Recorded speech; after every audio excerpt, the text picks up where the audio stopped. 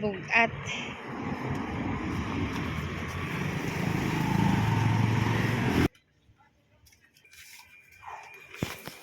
Dali lang, sir.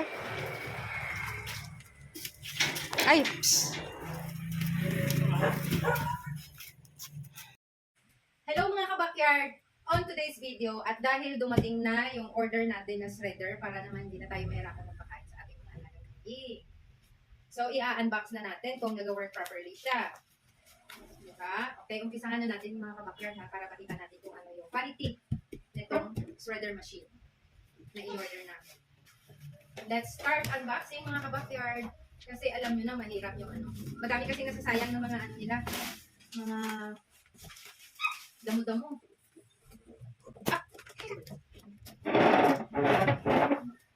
Wait.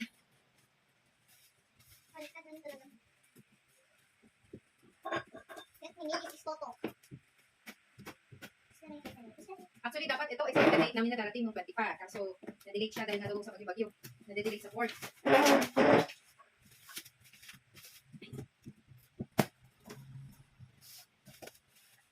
Nakapos na. Nakapos na.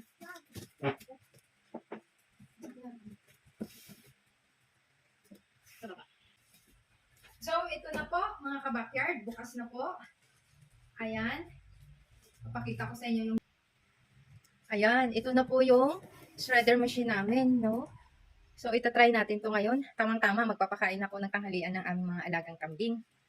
Okay? Papalabas ko muna. Wait lang. Bigat yan. So, ito na po mga ka-backyard. Ayan, no? Pero, ang problema ko ngayon, kung paano siya i-assemble dahil meron pa siyang... Ayan, no? Ito ata yung stand niya. Ito. Ito yung mga stand niya. One eternity later. Hello mga ka-backyard. So, on today's video, ito na po. Na-assemble na po natin yung ating shredder machine. May kabit na po yung yung stand niya. So, ito ipapakita ko sa inyo para matry na natin yung ating shredder machine para po lang masayang sa kanilang, sa kanilang mga pagkain. So, ito na po. Tinatakpan ko na siya. Ayan. Ito na po yung ating shredder machine. Ayan. So, ito po, meron siyang malaking butas. Dito. Pwede dito yung puno ng saging. Ito naman, ito yung ginagamit ko kadalasan sa mga ganyan, sa mga damo-damo nila. Pero, kahapon, mas pinili kong dito kasi mas mabilis siya. Ito siya, ito yung buo niyang, ayan, ito po, electric po. Ayan, ito po yung shredder machine natin. Nilalagay ko lang po ito kasi dito mahuhulog yung mga na-chop na. Tapos, ito, nilalagyan ko nito. Kasi, may mga nasasayang na, na damo. Ayan eh. Nilalagay ko dito. Tapos ito, langgana. Yan. Tapos ito, nilalagyan ko din siya dito sa baba. Ayan. Para talagang walang masayang.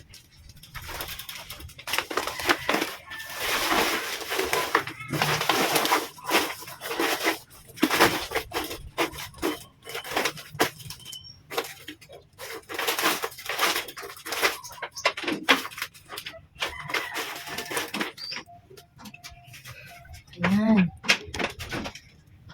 Hindi na po, nakasaksak na. Ayan. So, ngayon, uumpisahan na natin yung pag-chop niyang ating mga damo-damo. Let's go mga ka-backyard.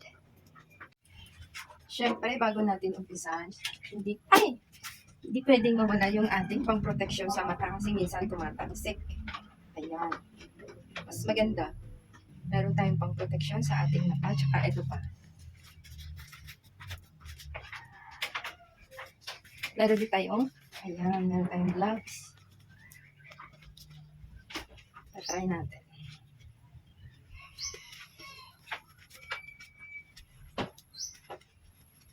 Ayan. So, ready na yung mga safety precaution natin. Meron tayong dito sa mata. Meron tayong gloves. Ayan, umpisahan na natin mga ka-backyard. Ito na po yung mga natin mga ka-backyard. Dito try natin i-bull para hindi siya ayan.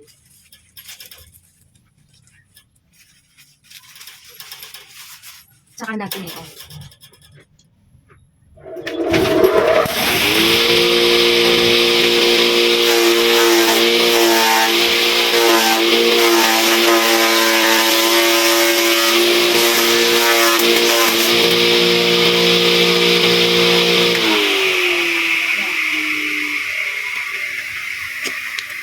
Papakita ko sa inyo yung result.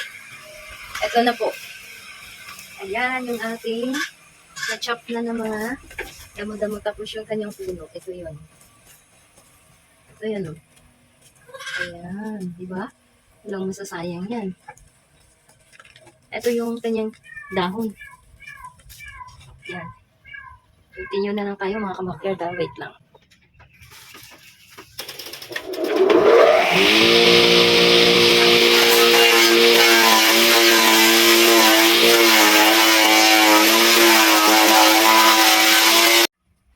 So, ito na po yung ano natin yung kabakyard. O, tingnan nyo. Ayan. See? Ayan, o. Wala talaga masasayang dito. Ito naman yung ano niya, pinaka-stem. Ayan. So, ready na yung ating pakain sa ating mga alagang kambing. Ay, ito yung purpose nito kasi tingnan nyo naman, o. Ayan. Meron pang mga ano, tulog.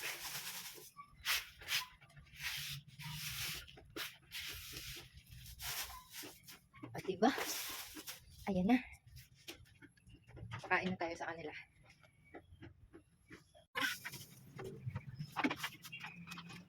Babos. Babos.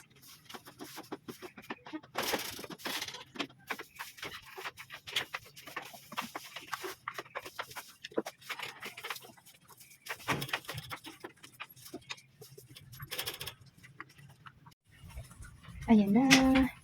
Tingnan niyo mga kabakyard, oh. Ito pa, yung iba pa. Ayan sila. Yung mga triplets namin, oh. Yan, oh. Nagtatry ng kumain ng damo. Diba? Oh. Cookie! Ha? Sarap? Oop! Oop! Oop! Oop! Doon ka na, doon ka na. Doon ka na. Ito si Livina. Yan. Ayun na! Kain ka na.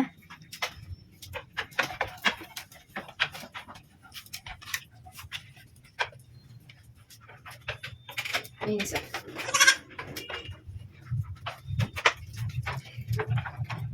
Ay, nahihiya ah. Nahihiya ka doon.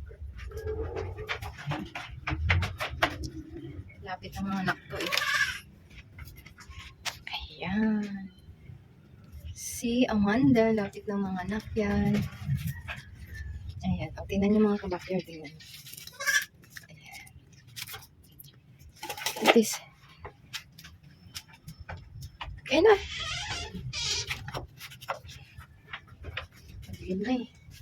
Kakatapos na kasi ng whole day na ulan. Hop, milk ka. Timpla pa ako milk.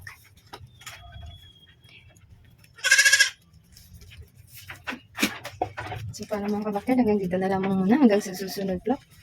Maraming salamat sa inyong lahat. Sa walang sawang pagsubaybay sa aming mga videos. And sa mga subscribers namin. Maraming salamat po. At sa lahat ng mga viewers, maraming salamat po. Sa mga hindi pa po nakapag-subscribe, please do subscribe and hit the notification bell para lagi kayong updated sa aming mga susunod na video. Ingat po tayo lagi. Bye!